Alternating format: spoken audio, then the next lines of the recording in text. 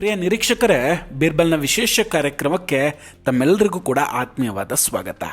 ವೀಕ್ಷಕರೇ, ಆಷಾಢ ಕಳೆದು ಶ್ರಾವಣ ಬರೋ ಹೊತ್ತಿಗೆ ಬೆಂಗಳೂರಿನ ದಕ್ಷಿಣ ಲೋಕಸಭಾ ಸಂಸದರಾದಂತಹ ತೇಜಸ್ವಿ ಸೂರ್ಯ ಅವರ ಲಕ್ಕೆ ಬದಲಾಗ್ಬಿಡುತ್ತಾ? ಪ್ರತಾಪ್ ಸಿಂಹ ಅವರ ಗರ್ಜನೆ ಮತ್ತೆ ಶುರುವಾಗುತ್ತಾ? ದೆಹಲಿಯಲ್ಲಿ ನಡೀತಾ ಇರುವಂತಹ ಡೆವಲಪ್ಮೆಂಟ್ಗಳೇನು?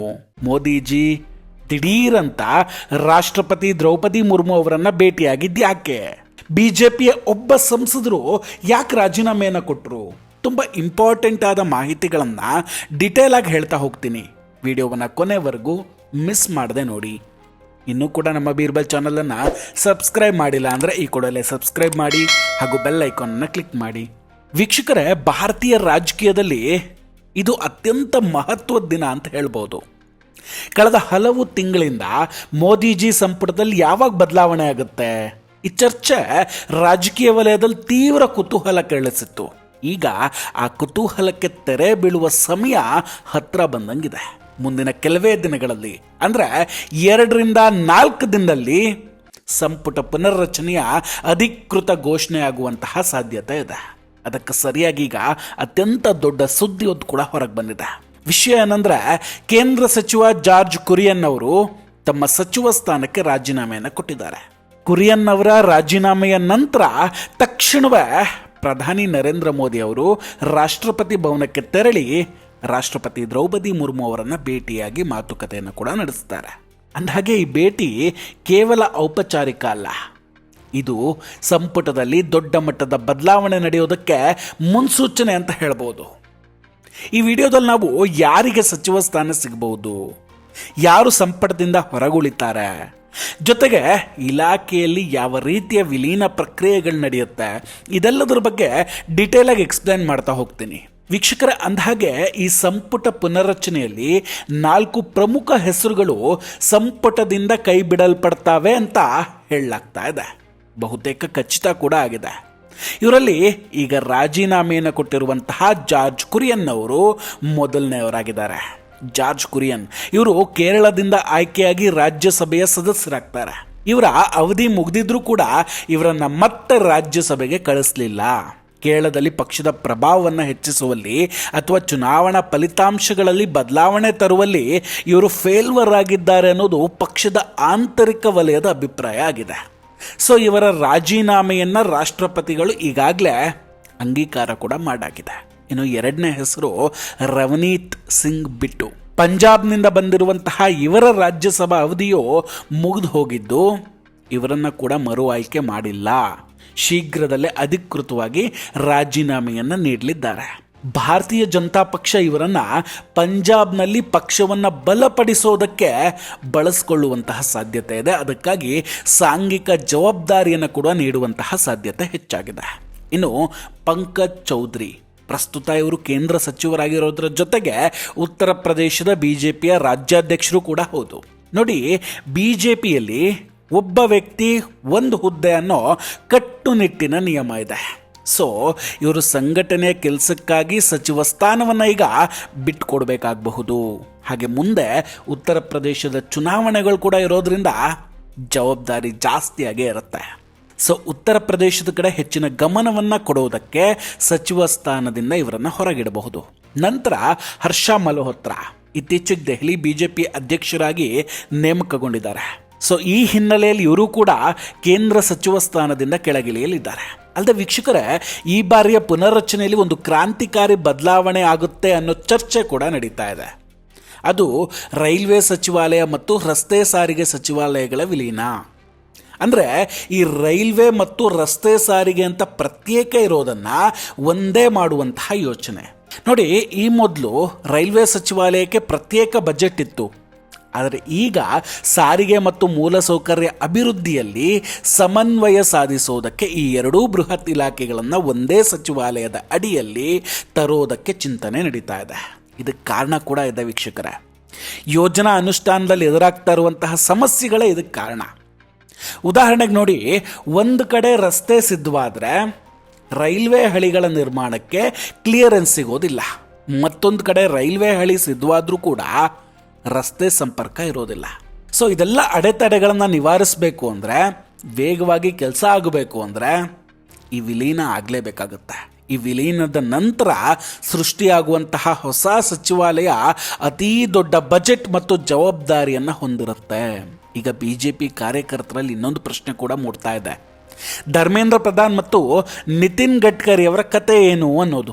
ಧರ್ಮೇಂದ್ರ ಪ್ರಧಾನ್ ಸಾರ್ವಜನಿಕರಲ್ಲಿ ಮತ್ತು BJP ಬೆಂಬಲಿಗರಲ್ಲಿ ಧರ್ಮೇಂದ್ರ ಪ್ರಧಾನ್ ಅವರ ಬಗ್ಗೆ ತೀವ್ರವಾದಂತಹ ಅಸಮಾಧಾನ ಇದೆ.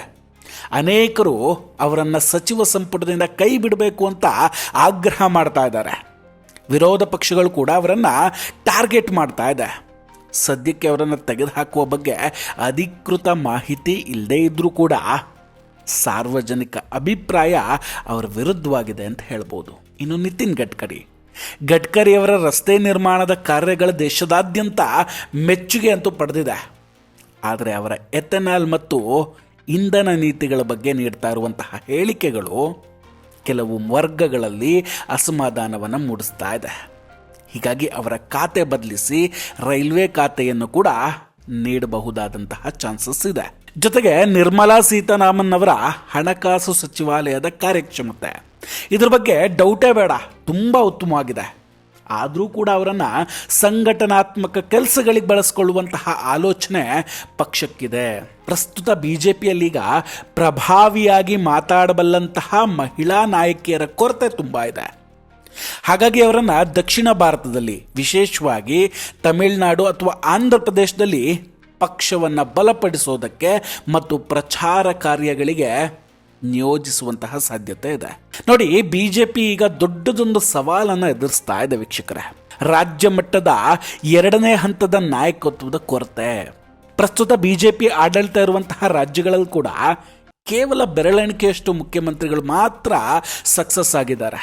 ನೋಡಿ, ಉತ್ತರ ಪ್ರದೇಶದಲ್ಲಿ ಯೋಗಿ ಆದಿತ್ಯನಾಥ್, ಅಸ್ಸಾಂನ ಹಿಮಂತ್ ಬಿಶ್ವ ಶರ್ಮಾ, ಉತ್ತರಾಖಂಡದ ದಾಮಿ, ಪಶ್ಚಿಮ ಬಂಗಾಳದ ಶುಭೇಂದು ಅಧಿಕಾರಿ, ಇವರಂತಹ ಕೆಲವರು ಮಾತ್ರ ತಮ್ಮ ಸ್ವಂತ ಬಲದ ಮೇಲೆ ಓಟ್ಗಳನ್ನು ಸೆಳೆಯುವಂತಹ ಸಾಮರ್ಥ್ಯ ಹೊಂದಿದ್ದಾರೆ. ಆದರೆ ಮಧ್ಯಪ್ರದೇಶ ಮತ್ತು ರಾಜಸ್ಥಾನದಂತಹ ರಾಜ್ಯಗಳ ಮುಖ್ಯಮಂತ್ರಿಗಳ ಕಾರ್ಯಕ್ಷಮತೆ ನಿರೀಕ್ಷಿತ ಮಟ್ಟದಲ್ಲಿಲ್ಲ ಅನ್ನೋ ಅಸಮಾಧಾನ ಕೇಳಿಬರ್ತಾ ಇದೆ.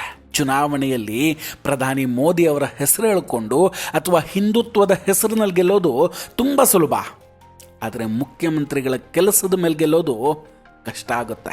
ಆ ಕೊರತೆಯನ್ನು ನೀಗಿಸೋದಕ್ಕೆ ಅಂತಲೇ ಸಂಪುಟಕ್ಕೆ ಹೊಸ ರಕ್ತದ ಅವಶ್ಯಕತೆ ಇದೆ. ಹೀಗಾಗಿಯೇ ಭಾರತೀಯ ಜನತಾ ಪಾರ್ಟಿ ಅದನ್ನು ಗಮನದಲ್ಲಿ ಕೂಡ ಇಟ್ಕೊಂಡಿದೆ. ಸೊ ಅದಕ್ಕಾಗಿ ಈಗ ಸಂಪುಟ ಪುನರ್ರಚನೆಯಲ್ಲಿ ಕೆಲವೊಂದಷ್ಟು ಯುವ ನಾಯಕರಿಗೆ ಆದ್ಯತೆ ನೀಡುವಂತಹ ಸಾಧ್ಯತೆ ಕೂಡ ಇದೆ. ಉದಾಹರಣೆಗೆ ತೇಜಸ್ವಿ ಸೂರ್ಯ, ಹಿಂದೆ ಕೂಡ ಇದರ ಬಗ್ಗೆ ಹೇಳಿದ್ವಿ. ಬೆಂಗಳೂರು ದಕ್ಷಿಣದ ಸಂಸದರಾಗಿರುವಂತಹ ಇವರನ್ನು ಸಂಪುಟಕ್ಕೆ ಸೇರಿಸಿಕೊಳ್ಳುವಂತಹ ಮಾತುಗಳು ಈಗ ಕೇಂದ್ರದಲ್ಲಿ ಕೇಳಿಬರ್ತಾ ಇದೆ. ಎರಡನೇದು ಅನುರಾಗ್ ಠಾಕೂರ್. ಇವರ ಕಾರ್ಯಕ್ಷಮತೆ ಮತ್ತು ಆಕ್ರಮಣಕಾರಿ ಶೈಲಿಯನ್ನು ಪರಿಗಣಿಸಿ ಮಹತ್ವದ ಜವಾಬ್ದಾರಿಯನ್ನು ನೀಡಬಹುದು. ಮೂರನೇದು ವಿನೋದ್ ತಾವ್ಡೆ. ಇವರಿಗೆ ಹೊಸ ಸಚಿವಾಲಯ ನೀಡುವ ಬಗ್ಗೆ ಚರ್ಚೆಗಳು ನಡೀತಾ ಇದೆ. ನಾಲ್ಕನೇದು ಅಶ್ವಿನಿ ಉಪಾಧ್ಯಾಯ. ಇವರಿಗೆ ಶಿಕ್ಷಣ ಮತ್ತು ಕಾನೂನು ಇಲಾಖೆಯ ಜವಾಬ್ದಾರಿ ನೀಡಬೇಕು ಅಂತ ಸಲಹೆಗಳು ಸಾಮಾಜಿಕ ಜಾಲತಾಣಗಳಲ್ಲಿ ವ್ಯಕ್ತ ಆಗ್ತಾ ಇದೆ. ನಂತರ ಸುಧಾಂಶು ತ್ರಿವೇದಿ, ಇವ್ರ ಹೆಸರು ಕೂಡ ಸಚಿವ ಸ್ಥಾನದ ರೇಸ್ನಲ್ಲಿದೆ. ಇನ್ನು ಅರ್ಹ ಸಂಸದರು ಸಿಗದೇ ಇದ್ದಲ್ಲಿ ಕೆಲವೊಂದಷ್ಟು ಅನುಭವಿ ಮತ್ತು ನಿವೃತ್ತ ಅಧಿಕಾರಿಗಳನ್ನು ಕೂಡ ನೇರವಾಗಿ ಸಚಿವರನ್ನಾಗಿ ನೇಮಕ ಮಾಡುವಂತಹ ಹಿಟ್ ಆ್ಯಂಡ್ ಟ್ರಯಲ್ ಪ್ರಯೋಗವನ್ನು ಕೂಡ ಮೋದಿಜಿಯಲ್ಲಿ ಮಾಡಬಹುದು. ಕೇವಲ ಸರ್ಕಾರದಲ್ಲಿ ಮಾತ್ರ ಅಲ್ಲದೆ ಪಕ್ಷದ ಸಂಘಟನೆಯಲ್ಲಿ ಕೂಡ ದೊಡ್ಡ ಬದಲಾವಣೆಗಳು ನಡೆಯುತ್ತೆ. ರಾಷ್ಟ್ರೀಯ ಅಧ್ಯಕ್ಷರ ತಂಡದ ಪುನರ್ರಚನೆ ಕೂಡ ಇನ್ನೂ ಆಗಿಲ್ಲ ವೀಕ್ಷಕರೇ. ನಿತಿನ್ ನವೀರ್ ಇವರನ್ನು ದೆಹಲಿಗೆ ಕರೆಸಿಕೊಳ್ಳಲಾಗಿದ್ದು, ಇವರ ನೇತೃತ್ವದಲ್ಲಿ ತಂಡದ ರಚನೆ ಇನ್ನೂ ಬಾಕಿ ಇದೆ. ಪಕ್ಷದ ಪ್ರಧಾನ ಕಾರ್ಯದರ್ಶಿಗಳ ಬದಲಾವಣೆಯೂ ಕೂಡ ಈ ಸಂದರ್ಭದಲ್ಲೇ ಆಗಿಬಿಡಬಹುದು. ಪಂಜಾಬ್ನಲ್ಲಿ ನೋಡಿ, ಕಾಂಗ್ರೆಸ್ನಿಂದ ಬಂದಂತಹ ನಾಯಕರು ಮತ್ತು ಮೂಲ BJP ನಾಯಕರ ನಡುವೆ ಸಮನ್ವಯದ ಕೊರತೆ ತುಂಬ ಕಾಡ್ತಾ ಇದೆ. ಅದನ್ನು ನಿವಾರಿಸೋದು ಪಕ್ಷಕ್ಕೆ ಈಗ ಅನಿವಾರ್ಯ ಆಗಿದೆ. ಜೊತೆ ಕರ್ನಾಟಕದ ಮೇಲೆ ಕೂಡ ಕಣ್ಣಿದ್ದೇ ಇದೆ. ಮುಂದಿನ ದಿನಗಳಲ್ಲಿ ಕರ್ನಾಟಕದ BJPಯಲ್ಲಿ ಕ್ರಾಂತಿ ಆದರೂ ಅಚ್ಚರಿ ಇಲ್ಲ. ತೇಜಸ್ವಿ ಸೂರ್ಯಗೆ ಕೇಂದ್ರದಲ್ಲಿ ಸಚಿವ ಸ್ಥಾನ, ಇತ್ತ ಪ್ರತಾಪ್ ಸಿಂಹ ಅವರಿಗೆ ರಾಜ್ಯ ರಾಜಕಾರಣದಲ್ಲಿ ಅವಕಾಶ ಕೂಡ ಸಿಗಬಹುದು. ಅದರ ಸೂಚನೆಯನ್ನು ಕೂಡ ಪ್ರತಾಪ್ ಸಿಂಹ ಅವರು ಆಲ್ರೆಡಿ ಕೊಟ್ಟಿದ್ದಾರೆ. ಮುಂದಿನ ಬಾರಿ ತಾವು ವಿಧಾನಸಭಾ ಚುನಾವಣೆಯಲ್ಲಿ ಸ್ಪರ್ಧೆ ಮಾಡ್ತೀವಿ ಅಂತ. ನೋಡೋಣ ಏನಾಗುತ್ತೆ ಅಂತ. ಒಟ್ಟಿನಲ್ಲಿ ಈ ಸಂಪುಟ ಪುನರ್ರಚನೆ ಅನ್ನೋದು ಕೇವಲ ಸಚಿವರ ಅದ್ಲು ಬದಲು ಅಲ್ಲ. ಇದು 2029ರ ಸಾರ್ವತ್ರಿಕ ಚುನಾವಣೆಗೆ ಬಿಜೆಪಿಯನ್ನ ಸಿದ್ಧಪಡಿಸುವ ಮತ್ತು ಆಡಳಿತದಲ್ಲಿ ದಕ್ಷತೆಯನ್ನು ತರುವ ಒಂದು ಕಾರ್ಯತಂತ್ರ ಆಗಿದೆ. ಗೃಹ ಸಚಿವಾಲಯ, ರಕ್ಷಣಾ ಸಚಿವಾಲಯ ಮತ್ತು ವಿದೇಶಾಂಗ ಸಚಿವಾಲಯಗಳಲ್ಲಿ ಯಾವುದೇ ಬದಲಾವಣೆ ಇರೋದಿಲ್ಲ. ಆದರೆ ಉಳಿದ ಇಲಾಖೆಗಳಲ್ಲಿ ಯಾರಿಗೆ ಕೋಕ್ ಸಿಗುತ್ತೆ, ಯಾರಿಗೆ ಬಡ್ತಿ ಸಿಗುತ್ತೆ ಅನ್ನೋದು ಇನ್ನೆರಡು ದಿನಗಳಲ್ಲಂತೂ ಬಯಲಾಗುತ್ತೆ. ವೀಕ್ಷಕರ, ಇದೆಲ್ಲದರ ಬಗ್ಗೆ ನಿಮ್ಮ ಅಭಿಪ್ರಾಯ ಏನು? ದಯವಿಟ್ಟು ಕಮೆಂಟ್ ಮಾಡಿ ತಿಳಿಸಿ. ನಾವು ಕೊಟ್ಟಂತಹ ಮಾಹಿತಿಗಳು ನಿಮಗಿಷ್ಟ ಆಗಿದ್ದರೆ ವಿಡಿಯೋವನ್ನು ಲೈಕ್ ಮಾಡಿ ಹಾಗೂ ಶೇರ್ ಮಾಡಿ. ಇನ್ನೂ ಕೂಡ ನಮ್ಮ ಬೀರ್ಬಲ್ ಚಾನಲನ್ನು ಸಬ್ಸ್ಕ್ರೈಬ್ ಮಾಡಿಲ್ಲ ಅಂದರೆ ಈ ಕೂಡಲೇ ಸಬ್ಸ್ಕ್ರೈಬ್ ಮಾಡಿ ಹಾಗೂ ಬೆಲ್ ಐಕಾನನ್ನು ಕ್ಲಿಕ್ ಮಾಡಿ. ನಮಸ್ಕಾರ, ಟೇಕ್ ಕೇರ್ ಆ್ಯಂಡ್ ಬಾಯ್. ಮತ್ತೆ ಭೇಟಿಯಾಗೋಣ. ಜೈ ಹಿಂದ್.